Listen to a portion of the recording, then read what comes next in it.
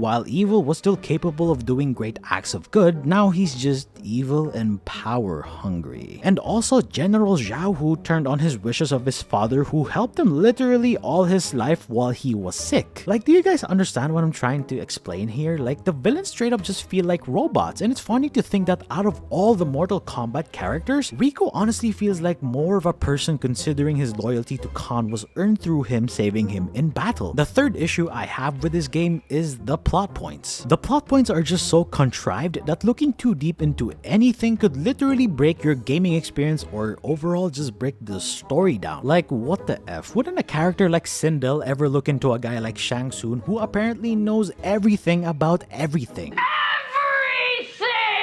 Sindel is that type of character to be very cautious, even showcasing that side with Melina, who only showed like a mild sickness, but apparently she just let Shang Tsung do whatever the hell he wanted behind her back and never questioned where or how he got his knowledge. Like, Sindel, you're the queen, you should be smarter than that. Then Bi-Han starts siding with Shang Tsung at the slightest persuasion because for some reason this version of Bi-Han wants world domination. Like, Jesus Christ, this character is so comically evil. Sindel's death as a whole was contrived due to the fact that Liu Kang, the god of fire, should have been powerful enough to stop her, especially when Melina could? Like, what? And look, before you guys start destroying me in the comments and calling me a Melina hater, I don't hate her. I think she's a pretty cool and strong character. But Liu Kang, your title is literally the god of fire. You should be stronger than what you say you are. And my final issue with this game is that the stakes are just way too low. To start, until the game's final chapter, I found Mortal Kombat 1's plot to be surprisingly tamed. Major heroes and villains all have apparent plot armor during key story moments, while the juxtaposition between Mortal Kombat's gruesome fights and relatively injury-free cutscenes has always been an underlying issue. It does kind of undermine the stakes of the Mortal Kombat 1 story, as I rarely felt that many of the characters in this game were at risk of dying. This is an issue I've also had with the recent stakes in Marvel movies. Maybe that feeling is inevitable when a franchise has gone this long. I'll also say that as the game goes on, its cast of main characters start growing, and the more personal story threads are just dropped, like Johnny Cage's path to becoming more selfless and the emotional struggles of Liu Kang, who isolated himself from his dear friend so he could guide this new timeline and become Earthrealm's protector, didn't really explore the story to its fullest despite being the very focus on the first two acts of the game. While character-focused chapters do allow the game to, definitely juggle a large cast of characters, they also limit the amount of character development allowed for those who aren't even the main focus of the story. And doubly so as the story becomes more action-oriented in its last stages, hence the final act. By then, NetherRealm Studios is already smashing all of its Mortal Kombat action figures together in glorious fashion, which is entertaining, but in my opinion, it just kinda lacks the emotional depth that I want in my game. And I do understand that, not every game needs to have that emotional connectivity to its players. But in a universe like Mortal Kombat that has a lot of interesting characters with interesting backstories, the amount of stories that you can tell within this universe is infinite, that you kinda have to take advantage of it. If you like superhero movies even when they prioritize spectacle over characters, you'll find more than enough to enjoy Mortal Kombat 1's story mode. It's a pretty good place to get the taste of the fighting game's controls and the playstyle of multiple characters, and in my opinion, between those fights is a well-shot superhero ensemble adventure. It's not innovating like Street Fighter 6's World Tour mode, nor does it redefine what video game narratives can be. Still, it shows that NetherRealm's mastery of fighting games story mode formula is just well established within its genre. Now for the billion-dollar question, is this game worth buying at full price? Well, in my opinion, no, I don't think so, which is kind of ironic since I bought this game at full price, so there goes my wallet. But at the same time, I wouldn't say that I regret buying this game because yes, even with the amounts of piles of crap that I said about this game's story mode, the gameplay, the graphics, how the game looks, just the overall vibrancy of this game is just phenomenal to watch. So what I'm trying to say to end this video on a really good note is that both sides of the coin can be true. On one side, yes, it's true, I don't really love the story mode for this game, but if you do, that's good for you. And on the other side, you have the gameplay, the mechanics, the graphics, just the overall intangibles this game brings is still pretty good. So there goes my review for the Mortal Kombat 1 story mode. I still think this game is still a loads of fun to play, especially with your friends. But when it comes to purchasing this game for yourself, I do not want to make that decision. That decision is up to you. The only decision that I can give you, or the choices that I can give you personally, is 1. Do you value storytelling, or 2. Do you value overall spectacles? So that's up to you. So I hope you guys enjoyed this video, and again, if you don't agree with my take, that's fine. You don't always have to agree with everything I have to say. And if you have something to say to me, then write them down in the comments down below. This has been Yorinchi, and I'll see you soon on the next video.